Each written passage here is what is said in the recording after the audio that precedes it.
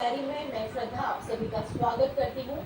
दर्शकों, ग्वालियर डायरी में हमारा आज का विषय है योग। योग शब्द संस्कृत शब्द से लिया गया है जिसका अर्थ है मिलन, मिलना या एक होना। ये शारीरिक और मानसिक अभ्यास की एक ऐसी प्रणाली है जिसकी उत्पत्ति दक्षिण एशिया में सिंधु घाटी सभ्यता के दौरान हुई थी। योग एक ऐसी प्रक्रिया है जिसमें मनुष्य अपने मन, शरीर और आत्मा को एक साथ लाने का प्रयास करता है। योग की उत्पत्ति भारतीय संस्कृति से हुई है। लोग लगभग 5000 साल पहले से योग करते आ रहे हैं। योग कला अब सिर्फ भारत में नहीं बल्कि विदेशों में भी काफी प्रचलित हो चुकी है। भारत योग का विश्व गुरु बन गया है। इसके साथ ही योग के बारे में बहुत कुछ है जानने को। तो चलिए आज हम योग को और अधिक विस्तार से जानते हैं। योग पर और अधिक जानकारी देने के लिए हमारे साथ आज स्टूडियो में मौजूद हैं योग गुरु और समाज सेवी श्री दीपेंद्र तिवारी जी। दीपेंद्र जी, स्वागत है आपका स्टूडियो में। नमस्कार। और इसके अलावा हमारे साथ योगा इंस्ट्रक्टर खुशी राठौर जी भी हैं। आप लोगों का भी स्वागत है दूरदर्शन स्टूडियो में। तो चलिए कार्यक्रम की शुरुआत करते हैं। दीपेंद्र जी, जैसा कि हमारा आज का विषय है योग, तो सबसे पहले मैं यही चाहूंगी कि आप हमारे दर्शकों को बताएं कि योग क्या है। आप सभी को मैं बताना चाहूँगा योग है क्या। एक्चुअल योग शाब्दिक अर्थ अगर देखा जाए योग का, तो योग का मतलब होता है जोड़ना। अब किसको किस चीज़ से जोड़ना, ये सबसे जरूरी है। पहले जो पुराने समय में आत्मा और परमात्मा के मिलन को योग कहते थे। अब जो आज का समय है, साइंटिफिक समय है, सारी चीज़ें वैज्ञानिक हो चुकी हैं, तो इस तरह से अगर देखा जाए तो शरीर और मन को मिलाना, यानी कि माइंड और शरीर के कोऑर्डिनेशन को बिठाना योग है। और दूसरा अगर देखा जाए पुरुष और प्रकृति को मिलाने को भी योग कहते हैं। तो आज के समय में योग एक्चुअल जो है वो पुरुष और प्रकृति को मिलाना, दूसरा शरीर और मन को जोड़ना, इसको योग बोलते हैं। जी जी दीपेंद्र जी, आगे मैं आपसे जानना चाहूंगी कि जब योग किया जाता है तो उससे क्या लाभ प्राप्त होता है। योग से बहुत सारे बेनिफिट प्राप्त होते हैं। सबसे बड़ी बात है योग से शारीरिक, मानसिक, आध्यात्मिक और सामाजिक सारे स्तरों पर योग काम करता है। सबसे बड़ी बात है कि शरीर के स्तर पर काम करता है, जिससे हमारा शरीर लचीला होता है, बॉडी फ्लेक्सिबल होती है, स्टेमिना, स्ट्रेंथ आती है उसमें। मन के ऊपर भी काम करता है योग, जैसे तो माइंड भी आपका साफ होता है। आपको जैसे बहुत सारी प्रॉब्लम्स होती है उनमें भी आपको रिलीफ आना शुरू हो जाता है। तो आध्यात्मिक रूप से भी अगर देखा जाए तो आध्यात्मिक लोग सामाजिक होते हैं, आध्यात्मिक होते जाते हैं। तो योग से बहुत सारे फायदे हैं, वो आगे विस्तार से चर्चा करेंगे तो हम आपको भी बताएंगे। बहुत सारे फायदे योग। जी जानना चाहेंगे दीपेंद्र जी कि क्या मुझे योग से लाभ प्राप्त करने के लिए इसके सभी सिद्धांतों का पालन करना होगा। जी बहुत सारी चीजें हैं। जैसे अगर केवल आप आसनों का लाभ प्राप्त करना चाह रहे हैं तो उसके लिए केवल आप आसन कर सकते हैं, प्राणायाम कर सकते हैं, उतने लाभ आपको प्राप्त हो जाएंगे। लेकिन अगर आप डीप बहुत योग में अंदर तक सीखना है और जानना चाह रहे हैं और योग के संपूर्ण फायदे लेना चाह रहे हैं तो आपको बहुत सारी चीजें करनी होंगी। उसमें यम नियम भी उनका पालन करना पड़ेगा, आसन का पालन करना पड़ेगा, प्राणायाम का पालन करना पड़ेगा, प्रत्याहार का पालन करना पड़ेगा। उसके बाद आप ध्यान की स्थिति में पहुंचेंगे। तो ये सारे सेगमेंट है, सारी चीज़ों को आपको एक साथ लेके चलना पड़ेगा, तो आप डीप नॉलेज ले सकते हैं उसकी। जी ठीक। दीपेंद्र जी, जानना चाहेंगे कि जैसे कोई व्यक्ति है उसने कभी भी योग नहीं किया है और अब वो योग करना चाहता है तो उसे कहाँ से शुरुआत करनी होगी। योग के लिए जब चाहे जहाँ चाहे वहाँ से आप शुरू कर सकते हैं। कुछ ऐसा नहीं है कि कब से शुरू करना है, कोई भी कर सकता है। पुरुष कर सकते हैं, महिला कर सकती है, बच्चे कर सकते हैं, कोई भी कभी भी कर सकता है। उसके लिए कोई एज क्राइटेरिया नहीं। और योग शुरू करने का सबसे अच्छा तरीका ये है कि आपको एक तो जगह का स्थान चयन करना पड़ेगा, कहाँ बैठना है, कैसे करना है। और उसके बाद स्टार्टिंग करनी है सूक्ष्म व्यायाम से। आपको सूक्ष्म व्यायाम से स्टार्ट करेंगे, फिर धीरे धीरे आसनों पे आएंगे, फिर आसनों के बाद प्राणायाम पे आएंगे। और आप धीरे धीरे जैसे आपकी फ्लेक्सिबिलिटी बढ़ती जाए और आप अभ्यस्त होते जाए तो आप धीरे धीरे बढ़ा सकते हैं इसको। जी जी दीपेंद्र जी, हम आसनों के बारे में भी आपसे जानना चाहेंगे। जैसे कोई भी आसन हमें कितनी बार और कितनी देर तक करनी चाहिए। आसनों के बारे में अलग अलग आसनों का अलग अलग है क्राइटेरिया है। तो कम से कम 2 से 5 बार आसन जरूर करें। और अगर रुकना है तो 5 से 10 सेकेंड हर आसन में आपको होल्ड करना चाहिए, जिससे उसके 100% इफेक्ट आपकी बॉडी पे आते हैं। जी जी साथ ही जानना चाहेंगे दीपेंद्र जी कि क्या मैं योग पुस्तक की सहायता से भी स्वयं आसन कर सकता हूँ? नहीं, आपको ऐसे पुस्तकों में देख के या टीवी पे देख के ऐसे योगाभ्यास शुरू नहीं करना चाहिए। जब भी आप करें तो किसी कुशल गुरु के निर्देशन में ही करें या किसी योगा इंस्ट्रक्टर के निर्देशन में ही करें, क्योंकि जब आप एक बार आप सीख लेते हैं उसके बाद आप कभी भी कहीं कभी कर सकते हैं। योग में किसी की कोई रिक्वायरमेंट नहीं है, लेकिन पहले आपको खुद से सीखना पड़ेगा, किसी के डायरेक्शन में सीखना पड़ेगा। जब एक बार आपका अभ्यस्त हो जाए, सीख लें, उसके बाद कभी भी कर सकते हैं। जी जी। साथ ही जानना चाहेंगे कि क्या योग करने के लिए किसी विशेष उपकरण की आवश्यकता होती है? योग में सबसे अच्छी एक यही बात है कि योग में किसी की आवश्यकता नहीं, केवल एक मैट चाहिए आपको और आप कभी भी कहीं पे भी कर सकते हैं, किसी कोई उपकरण की आवश्यकता नहीं। जी। दीपेंद्र जी, जानना चाहेंगे कि क्या योग करने के लिए और भी कोई अन्य उपयोगी दिशा निर्देश हैं? हाँ, बहुत सारी चीजें हैं। योग कैसे करना है, एक तो सबसे पहली बात है, योग अगर हम सुबह करते हैं तो ज़्यादा अच्छा है। खाली पेट योग करना है। अगर आपने खाना खाया हुआ है तो कम से कम 4 घंटे का गैप होना चाहिए। ये चीज़ें, कुछ चीज़ें आपको ध्यान रखनी है। और अगर उस तरह से आप करते हैं और खुले वातावरण में करें तो बहुत अच्छी बात है। और जब भी आप योग शुरू करें तो सरलता से जटिलता की ओर चलें। जो सूक्ष्म चीज़ें हैं उनको पहले स्टार्ट करें, उसके बाद बॉडी वार्म अप हो जाए, उसके बाद धीरे धीरे कठिन आसनों का अभ्यास कर सकते हैं, प्राणायाम का अभ्यास कर सकते हैं। ऐसे धीरे धीरे आप शुरू कर सकते हैं। जी जी। दीपेंद्र जी, अभी आपने प्राणायाम का जिक्र किया है, हम प्राणायाम के बारे में आपसे जानना चाहेंगे। प्राणायाम क्या है और ये कैसे किया जाता है? बहुत सही क्वेश्चन आपने पूछा है अभी। प्राणायाम क्या है, सबसे पहले आप समझ लें प्राणायाम होता क्या है। प्राण प्लस आयाम, प्राण मतलब एनर्जी, एनर्जी मतलब ऑक्सीजन। तो ऑक्सीजन जो है, जो प्राण है, वो अब उसको आयाम का मतलब है विस्तार करना। तो प्राणायाम में श्वास का विस्तार करते हैं हम, यानी कि जो आपकी श्वास है उसको लंबा करना है, गहरा करना है। जैसे अभी आप 1 मिनट में 18 से 20 बार श्वास ले रहे हैं, लेकिन अगर आप जो प्राणायाम का अभ्यास पूरी तरह से करते हैं तो धीरे धीरे आपकी श्वास वो धीमी होती चली जाती है। फिर आप धीरे धीरे, अभी 18 से 20 ले रहे हैं तो आप 15 लेंगे, 12 लेंगे, ऐसे धीरे धीरे आपकी श्वासें सेव होती जाती है और वो इन फ्यूचर आपके काम आती है। तो प्राणायाम जो है वो बहुत कॉन्सेप्ट, उसका बहुत विस्तार है, विस्तार से उसे चर्चा कर सकते हैं, उस पर बहुत समय जा सकता है। लेकिन आप प्राणायाम की बात अगर करें तो हमारे 8 प्राणायाम मुख्य होते हैं। उनमें जैसे आप अनुलोम विलोम कर सकते हैं या नाड़ी शोधन प्राणायाम जैसे बोलते हैं। तो इससे होता क्या है कि आपकी नाड़ियों में शुद्धि होती है, आपके ब्रेन में ऑक्सीजन लेवल बढ़ता है, आपकी जो एक एक सेल्स है उस तक ऑक्सीजन पहुंचती है और आपके अंदर के जो ऑर्गन है वो स्ट्रॉन्ग रहते हैं और वो अपने पूरी तरह से अच्छा वर्क करते हैं। जी जी। दीपेंद्र जी, हमारे साथ लोकेंद्र जी और खुशी जी भी मौजूद हैं जो कि योगा इंस्ट्रक्टर हैं। हम चाहेंगे आपसे कि आप अगर कोई ऐसे आसन जो हमारे दर्शकों के लिए लाभदायक हो उनसे कराकर दिखाएं। जैसे मैंने बताया कि एक सूक्ष्म से फिर हम आगे आगे बढ़ेंगे।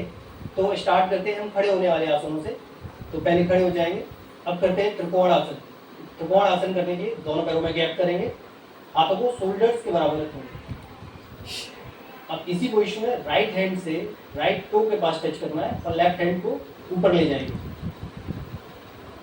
और जो लेफ्ट हैंड ऊपर गया है उसको देखने की कोशिश करेंगे। पूरा ध्यान आपका आपके फिंगर्स की टिप पे होना चाहिए। कुछ देर होल्ड करेंगे, 3 to 5 सेकेंड, और उसी पोजीशन में धीरे धीरे वापस come back, other side same repeat करेंगे इसी को। लेफ्ट साइड इस पोजीशन में थोड़ा सा होल्ड करेंगे, स्लोली कम बैक, वापस आएंगे, relax, relax together, yes, take the sitting position, बैठ जाए, पैरों को सामने रखेंगे। अब करेंगे वक्रासन। राइट लेग को बेंड करेंगे, bend your right leg, right hand पीछे, लेफ्ट से क्रॉस करते हुए अपने एंकल को पकड़ लेंगे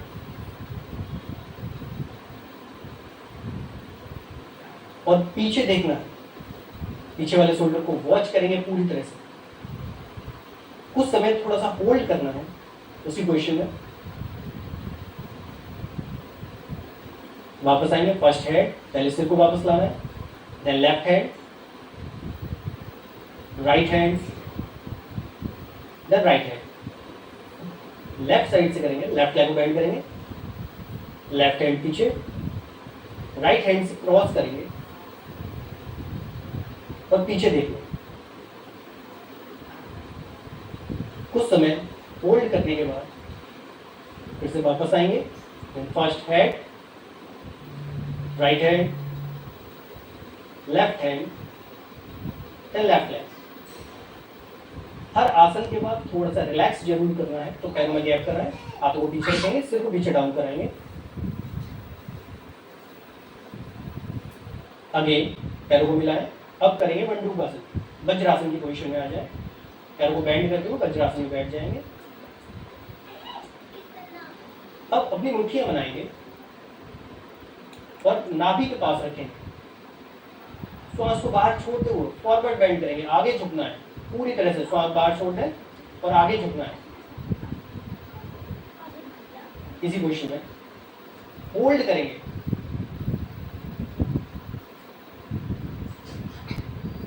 धीरे धीरे वापस श्वास भरते हुए वापस आएंगे। श्वास भरेंगे, इनहेल करते हुए वापस। इसकी एक आवृत्ति और फिर से करेंगे। अगेन श्वास छोड़ते हुए रिपीट करेंगे।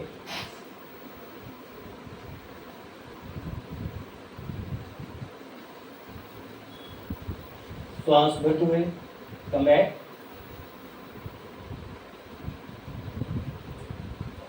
रिलैक्स, वज्रासन की पोजीशन। अब नॉर्मल से पोजीशन, धीरे धीरे वापस आए। इन अभ्यासों को आप लगातार कर सकते हैं। इसके साथ ही हमारे दर्शक दीपेंद्र जी ये जानना चाहते हैं कि अगर वो सिर्फ योग ही करते हैं तो क्या ये योग उन्हें फिट रखने के लिए पर्याप्त है? जी, योग अपने आप में ही बहुत पर्याप्त है। सारी चीज़ें आपकी फुलफिल हो जाती हैं इससे। जैसे आप शारीरिक रूप से भी योग आपके लिए बहुत अच्छा है, मानसिक रूप से भी योग बहुत पावरफुल है, बहुत सारे बेनिफिट है इसके। तो योग सफिशिएंट है। योग करने के बाद आपको कोई दूसरी एक्सरसाइज या व्यायाम करने की कोई आवश्यकता नहीं है। और अगर आपको ऐसे कोई रिक्वायरमेंट लगती है कि मुझे कुछ करना है, तो योग के तुरंत बाद ना करें। योग के बाद थोड़ा सा समय लें, 10 से 15 मिनट रेस्ट करें, उसके बाद कुछ भी कर सकते हैं। और मुझे नहीं लगता कि कुछ और करने की आवश्यकता होगी। योग सफिशिएंट है। उसके बाद आपको जो भी प्रॉब्लम्स है या आप जिस पर्पज से कर रहे हैं वो फुलफिल हो जाता है। जी, साथ ही एक महत्वपूर्ण प्रश्न मैं यहाँ दीपेंद्र जी आपसे करना चाहूंगी कि क्या योग के माध्यम से असाध्य रोगों से मुक्ति मिल सकती है? मैंने अभी तक मेरे 16 साल के अनुभव में और कैरियर में मैंने देखा है कि योग से बहुत सारी बीमारियां ठीक हो जाती हैं। लेकिन अगर आप सही समय पे उन सब चीज़ों को अगर आपने शुरू कर दिया है, योग करना शुरू कर दिया है, और किसी गुरु के या किसी इंस्ट्रक्टर के निर्देशन में और डॉक्टर की सलाह के साथ अगर आप करते हैं, तो 101% आपको बेनिफिट मिलना शुरू होते हैं। लेकिन अकेला योग करने से नहीं होता, उसके साथ साथ आपको आहार विहार, दिनचर्या सारा कुछ चेंज करना पड़ेगा। उसके बाद जब आप करते हैं तो उसके बहुत सारे बेनिफिट होते हैं। जी, कई स्टूडेंट्स भी हैं जो बहुत कुछ जानना चाह रहे हैं। वो ये जानना चाह रहे हैं कि अगर वो योग में अपना करियर बनाना चाहते हैं तो कैसे बना सकते हैं? अब योग जब से योगा दिवस शुरू हो गया है, तब से योग में बहुत सारा अवेयरनेस आई है, लोग अवेयर हुए हैं और हर इंसान योग के बारे में जानता है और योग से फ़ायदे ले रहा है। अब अगर कैरियर बनाने वाली बात करें तो कैरियर बनाने के लिए इसमें बहुत सारी डिग्रियां होती है। जैसे आप मास्टर्स कर सकते हैं, एमएससी योग होता है, एमए योग हो सकता है, नेट हो रहा है, पीएचडी कर सकते हैं। तो योग में बहुत सारी यूनिवर्सिटियां हैं देश की जो कराती हैं योग में, बहुत सारे इंस्टीट्यूट हैं, बहुत सारे पुराने इंस्टीट्यूट हैं, तो वो भी योग में डिग्रियां और डिप्लोमा प्रोवाइड करा रहे हैं। वहाँ से आप जाके योग की तैयारी और ट्रेनिंग कर सकते हैं और उसके बाद आप एक खुद से प्रैक्टिस करेंगे और धीरे धीरे अभ्यास करते जाएं, तो उससे आप बहुत अच्छे योग शिक्षक बन सकते हैं। जी, साथ ही दीपेंद्र जी जानना चाहेंगे कि यदि आप लगातार योगाभ्यास कर रहे हैं तो क्या फिर आपको जिम जाने की जरूरत है? वैसे अगर देखा जाए, जब आप योग कर रहे हैं और अच्छे से योग करते हैं और योग में जब आप पूरी तरह से अभ्यस्त हो जाते हैं, फिर आपको, मुझे नहीं लगता कि किसी और चीज़ की रिक्वायरमेंट रहेगी। जब आप करेंगे तो आपको खुद से बहुत सारी अंदर से आपको फीलिंग आने लगेगी, आपको पूर्णता फील होने लगेगी। योग वो, जैसे मैंने पहले भी बताया, योग केवल शरीर पे काम नहीं करता, ये मन पे भी काम करता है, ठीक है ना। मानसिक रूप से भी योग आपको स्ट्रॉन्ग करेगा, बहुत पावरफुल बनाता है, बहुत सारी चीज़ें हैं उनके ऊपर काम करता है। फिजिकल लेवल पे भी आपको काम करता है, स्पिरिचुअल लेवल पे काम करता है, सोशल लेवल पे भी काम करता है। तो ये अगर देखा जाए तो ये संपूर्णता की वो काम करता है। तो उसके बाद मुझे नहीं लगता कि आपको कभी जिम या किसी और चीज की आवश्यकता पड़ेगी। जी, संपूर्णता की बात आपने यहाँ पर कही है, तो मेरा अगला प्रश्न भी इसी से संबंधित है। अगर हम संपूर्ण योगाभ्यास की बात करें दीपेंद्र जी, तो इसमें कौन-कौन से आसन शामिल होते हैं? आसन तो बहुत सारे हैं, बहुत सारे आसन, लेकिन 84 आसनों को एक सीक्वेंस में रखा गया है। तो उनमें से कुछ जो अभी आप आसन पहले कर चुके हैं वो, और कुछ आसन और हैं जिनको मैं अभी बताता हूँ। तो आप ये जो इंस्ट्रक्टर हैं वो डेमोन्स्ट्रेशन करके दिखाएंगे, तो वो आसन आप कर सकते हैं। केवल आसन से ही पूर्णता नहीं मिलेगी, आसन के साथ साथ आपको प्राणायाम भी करना पड़ेगा। तो प्राणायाम भी हम करके दिखाएंगे अभी। तो स्टार्ट करते हैं आसनों से। अब हम करेंगे अर्ध पवन मुक्त आसन। इसके लिए पहले लेफ्ट लेग को बेंड करेंगे, लेफ्ट लेग को बेंड करें, चेस्ट के पास लाएं, इंटरलॉक फिंगर, चिन को टच करेंगे, श्वास को बाहर छोड़ते हुए, और इस पोजीशन में 2 से 3 सेकेंड होल्ड करना है। और जैसे जैसे अभ्यास करते जाएंगे आपकी कैपेसिटी बढ़ती जाएगी, तो आप 5 सेकेंड भी होल्ड करेंगे। वापस आएंगे, फर्स्ट हेड, पहले सिर को वापस लाएं, फिर हाथों को, फिर पैर। इसी तरह से अदर लेग दूसरे पैर से करेंगे, बेंड करेंगे, चेस्ट के पास लाएं, पकड़ना है पैर को, और श्वास को बाहर छोड़ते हुए धीरे धीरे अपनी चिन को टच कराएंगे। इस पोजीशन में भी आपको कुछ देर रुकना है। उसके बाद वापस आएंगे, पहले सिर, फिर हाथ, उसके बाद पैर। सब आसन में लेट जाए। हर आसन के बाद, जैसे मैं पहले बता रहा था, हर आसन के बाद आप थोड़ा सा रिलैक्स करेंगे तो आपको कभी थकान नहीं होगी, और अगले आसन के लिए आप एनर्जेटिक फील करेंगे। उत्तान पादासन करेंगे, दोनों पैरों को एक साथ 45 डिग्री रेस करेंगे, उठाएंगे, श्वास भरते, और उस पोजीशन में भी 3 to 5 सेकेंड होल्ड करना है।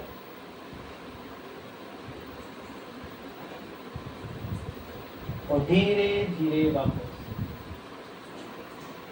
इसी की एक आवृत्ति और फिर से करेंगे, अगेन रिपीट करेंगे इसी को। श्वास भरते हुए 45 degree, then hold few seconds,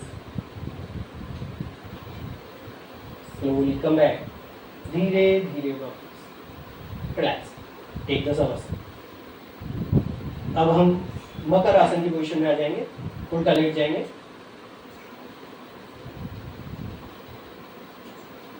पैरों में गैप। अब पेट केवल लेटने वाले आसनों में हम करेंगे भुजंग आसन। पैरों को मिलाएं, रिलैक्स टुगेदर, हाथों को शोल्डर्स के नीचे रखेंगे, श्वास भरते हुए धीरे धीरे सिर को और चेस्ट को एक साथ उठाएंगे, श्वास भरते हुए।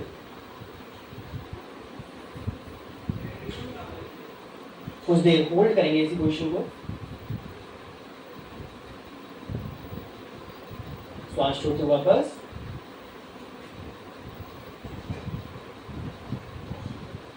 भुजंगासन की एक आवृत्ति और करेंगे, स्टार्ट।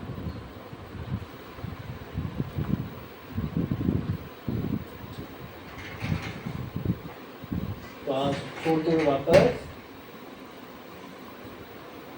रिलैक्स, मकर आसन।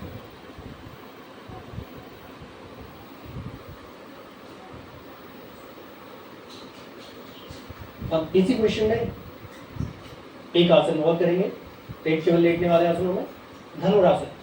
दोनों पैरों को बेंड करेंगे, एंकल को पकड़ लें, यस, स्टार्ट। श्वास छोड़ते हुए धीरे धीरे वापस, relax, take the same position, बैठ जाए। तो दर्शकों, अभी खुशी जी ने हमें उत्तान पादासन, मकर आसन, भुजंगासन और धनुर आसन करके दिखाया है। यहाँ पर एक और महत्वपूर्ण बात मैं आप सभी को बताना चाहूंगी कि भले ही योग करने में थोड़ा समय लगता है, लेकिन जब आप योग करना शुरू करेंगे तो आप निश्चित ही अपने शरीर में एक उमंग महसूस करेंगे, बहुत ही आपको सुखद अनुभूति होगी। दीपेंद्र जी, अगर मैं कोई भी आसन करती हूँ तो उसमें बेहतर मुद्रा कैसे प्राप्त कर सकती हूँ? मैं किसी भी आसन में बेहतर तरीके से संतुलन कैसे बनाए रख सकती हूँ? उसका सबसे अच्छा तरीका अभ्यास करने के अलावा कोई दूसरा तरीका नहीं है।